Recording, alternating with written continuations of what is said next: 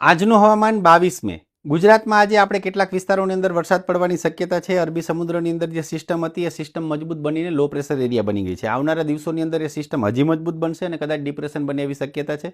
એટલે ગુજરાતમાં ખાસ કરીને સૌરાષ્ટ્રના જે વિસ્તારો છે એની અંદર અને દક્ષિણ ગુજરાતના વિસ્તારો છે એની અંદર કેટલાક વિસ્તારોમાં કોઈ જગ્યાએ ભારે વરસાદ થવાની શક્યતા છે. બીજા કેટલાક વિસ્તારોની અંદર મધ્યમથી હળવો પ્રકારનો વરસાદ થવાની શક્યતા છે અને કેટલાક વિસ્તારોમાં છૂટો છવાયો વરસાદ પડશે.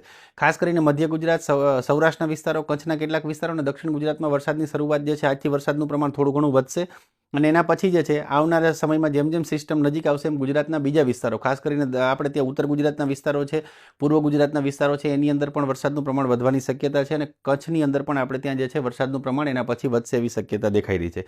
અત્યારથી લઈ એટલે કે 22 તારીખથી લઈ અને લગભગ 29-30 તારીખ સુધી જે છે જુદા જુદા સમયે આપણે ત્યાં વરસાદનું પ્રમાણ હવે વધતું રહેશે. કેટલાક વિસ્તારોમાં વરસાદ પડશે, કેટલાક વિસ્તારોમાં ઓછો થશે અને કેટલાક વિસ્તારોમાં ભારે વરસાદ પડશે પ્રકારની સ્થિતિ આપણે ત્યાં થવાની શક્યતા દેખાઈ રહી છે. વિડીયો તમને કેવો લાગ્યો ચોક્કસ જણાવજો, કોમેન્ટ કરજો, વિડીયોને શેર કરી દેજો.